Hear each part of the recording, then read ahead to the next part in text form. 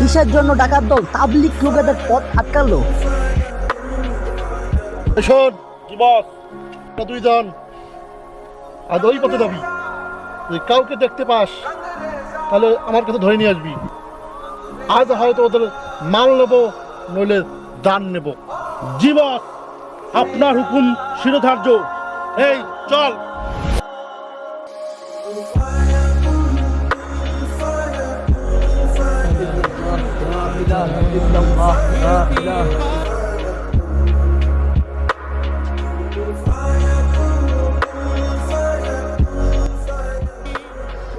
বস, ওইদিকে অনেক হুজুর আসতেছে, বস্তা বস্তি নিয়ে অনেক মাল আছে ওদের কাছে।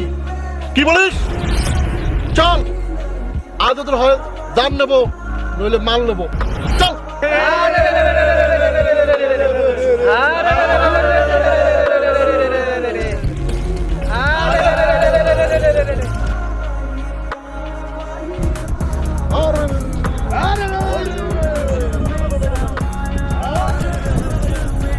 কারা আপনারা?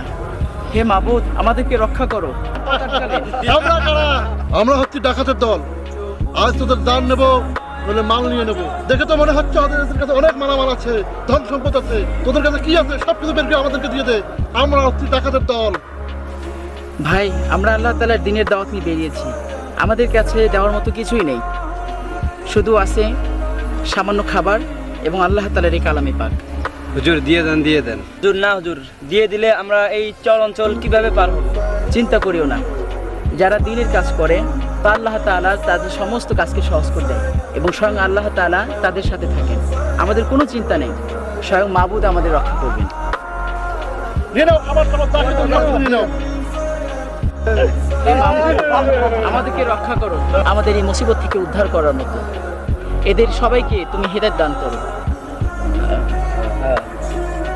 হুজুর, আমাদের আরেকজন সাথী কোথায়?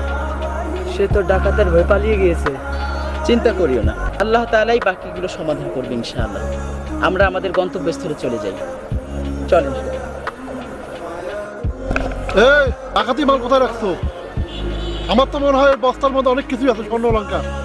বস, আমরা তো শুধু একটা বই পাইছি আর কিছু খাবার পাইছি, তার মধ্যে শুধু কিছু কাপড় চোপড়। কি বলিস?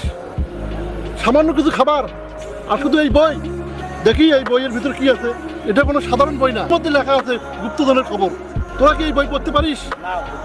তাহলে একটা কাজ কর, তোরা গিয়ে ওই একজন কোনো হুজুরকে ধরে নিয়ে আয়, যেন এই বই পড়তে পারে। ये दुनिया छोड़ दी हमने तेरी खातिर मेरे मौला, ये दुनिया छोड़ दी हमने तेरी खातिर मेरे বস, আলমকে নিয়ে আসছি। আলমকে ধরে নিয়ে গেছো? আলমকে ছেড়ে দাও। একজন আলমের সাথে কি ব্যবহার করতে হয় তোমরা জানো না? আলম সাহেব, জায়গায় একটু বসেন। আলম সাহেব, পেশায় আমরা ডাকাত। আমরা আপনার মতো কয়েকজন আলমের কাছ থেকে ডাকাতি করেছি, শুধু এই বইটা পেয়েছি। আমার তো মনে হয় এই বইয়ের ভিতরে কিছু গুপ্তধনের কথা লেখা আছে, আমরা পড়তে জানি না, তাই আপনাকে ধরে নিয়ে এসছে আমার লোক। বইয়ের ভিতরে কি লেখা আছে আমাদেরকে পড়ে শোনাবেন। এটা তো কোনো ইয়ার বই না, এটা তো হচ্ছে পবিত্র কোরআন। আমি তো চাই ডাকাত গুন্ডা দেখে কোরআন পড়ে শোনাতে। হে আল্লাহ, আপনি ডাকাতদের মাঝে এই পবিত্র কোরআন শোনার ব্যবস্থা করে দেওয়ার কারণে আমি আপনার দরবারে শুকরিয়া জ্ঞাপন করছি। হে আল্লাহ, এই তেলাওয়াতের মধ্যে এমন কিছু শিক্ষা তাদের মধ্যে দিয়েন যাতে করে তারা হেদায়েত প্রাপ্ত হয়। কি ভাবতেছে? বইটা পড়ে শোনান। ওই বইয়ের ভিতরে কোথায় গুপ্তধনের খবর লেখা আছে তাড়াতাড়ি আমাদেরকে বলেন। আউযু বিল্লাহি মিনাশ শাইতানির রাজীম। বিসমিল্লাহির রহমানির রহিম। পরবর্তীতে তারা প্রায় 2 থেকে 3 ঘন্টা কোরআন শরীফ শুনল এবং সূরা আল বাকারা, সূরা আল কাহাফ, সূরা আর রহমান, সূরা নিসা বেশ কিছু আয়াত শুনে তারা বুঝতে পারল। তারা আরো জানতে পারলো চুরি করার শাস্তি, ডাকাতি করার শাস্তি সমূহ এবং আরো জানতে পারলো আল্লাহর আযাব সমূহ, জাহান্নাম এবং জান্নাতের কথা। অবশেষে তারা কান্নায় ঢুকে পড়ল যে আমরা কি করেছি। আমরা মনে করেছি দুনিয়ায় সবকিছু, আখিরাত বলতে কিছু নেই, কিন্তু এটা আদৌ ঠিক হয়নি। আলিমকে বলল, হুজুর আমাদের কি কোনো উপায় নেই আমাদেরকে ফিরে আসা? তিনি বললেন, তোমরা যাও, যে দাওয়াতে তাবলিগের কাছ থেকে তোমরা বেটিং সমূহ বা এই কেতাব সমূহ চুরি করেছো, তোমরা যাও তাদের সঙ্গে সেই নবীর বানানো দাওয়াতে তাবলিগের সঙ্গে সম্পৃক্ত হয়ে এই দাওয়াতের কাজে বেরিয়ে পড়ো। আল্লাহ হয়তো বা তোমাদের গুনাহসমূহ মাফ করে দিবেন। হুজুর একদিন ধরে হুজুর কিছু খাই না হুজুর, আর চলতে পারতেছি না হুজুর, খুব ক্ষুধা লেগেছে হুজুর।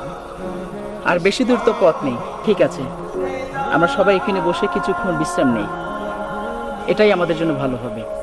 আসেন সবাই।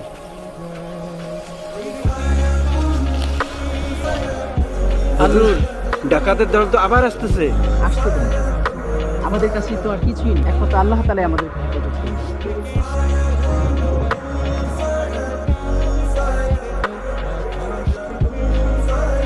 হুজুর, এই নেন আপনার পবিত্র কোরআন শরীফ, যা আমরা আপনাদের কাছ থেকে নিয়ে নিচ্ছি।